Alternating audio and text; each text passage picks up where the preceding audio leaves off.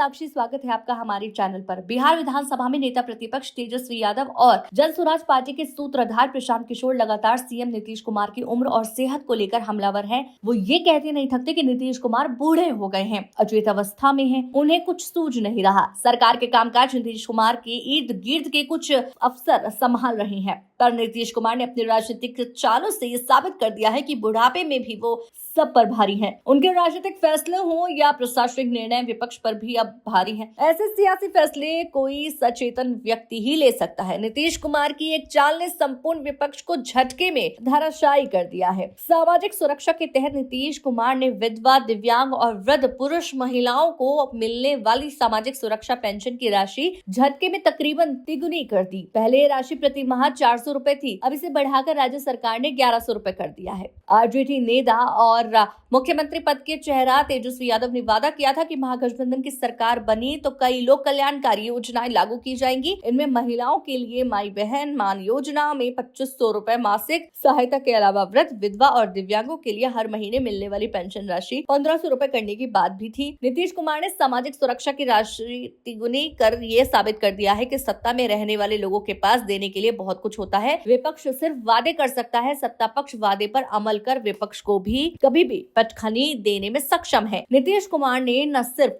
सामाजिक सुरक्षा के तहत मिलने वाली पेंशन की राशि बढ़ाई है, बल्कि जीविका दीदियों के बड़े समूह को भी साधने का प्रयास किया है। उनका मानदेय राज्य सरकार ने दोगुना करने की घोषणा की है। बिहार में जीविका परियोजना से जुड़ी महिलाओं को पहले 3 लाख से अधिक की कर्ज राशि पर 10% ब्याज देना पड़ता था। नीतीश कुमार की सरकार में अब ब्याज घटाकर 7% कर दिया है, यानी जीविका से जुड़ी तकरीबन 1.5 करोड़ महिलाओं को सीधे ब्याज में 3% की छूट मिलेगी। 3 लाख के कर्ज पर पहले जहां 30,000 का सालाना ब्याज चुकाना पड़ता था, वो अब 21,000 होगा, यानी 9,000 रुपए का डायरेक्ट बेनिफिट। क्योंकि ये कर्ज बैंकों के जरिए महिलाओं को मिलता है, इसलिए बैंकों के ब्याज की भरपाई राज्य सरकार के अंशदान से होगी। राज्य सरकार दीदी की रसोई चलाने वाली महिलाओं को भी मदद कर रही है। पहले ये रसोई गिने चुने स्थानों पर चलती थी, राज्य सरकार ने इसे ब्लॉक स्तर पर ले जाने का वादा किया है। बिहार सरकार ने जब जाति संरक्षण कराया, उसमें आर्थिक सर्वे को भी शामिल किया था। ये बात सामने निकल कर आई कि 94 लाख परिवार अब भी आर्थिक रूप से विपन्न है। राज्य सरकार ने इसके लिए एक 5 वर्ष योजना बनाई, जिसमें प्रति परिवार 2 लाख रुपए की सरकारी मदद देने का प्रावधान था। राज्य सरकार ने इस पर अमल भी शुरू कर दिया है। अब इस योजना के तहत 94 लाख परिवारों को राज्य सरकार के बारे में 2 लाख की मदद देगी। नीतीश कुमार ने जब से सीएम की कुर्सी संभाली, उनकी प्राथमिकता में आधी आबादी रही है। सीएम बनने के साल भर बाद 2006 में नीतीश कुमार ने महिलाओं को पांचों में 50% आरक्षण का प्रावधान किया। इसके अगले ही साल में 2007 में उन्होंने महिलाओं को आरक्षण का प्रावधान निकाय चुनावों में भी बढ़ कर दिया और सरकारी नौकरियों में महिलाओं को 35% आरक्षण मिलने से पुलिस और दूसरे महकमों में महिलाओं की बड़ी संख्या में नियुक्तियां होती रही हैं। नीतीश कुमार ने इन कदमों का राजनीतिक लाभ एनडीए को मिलता रहा है।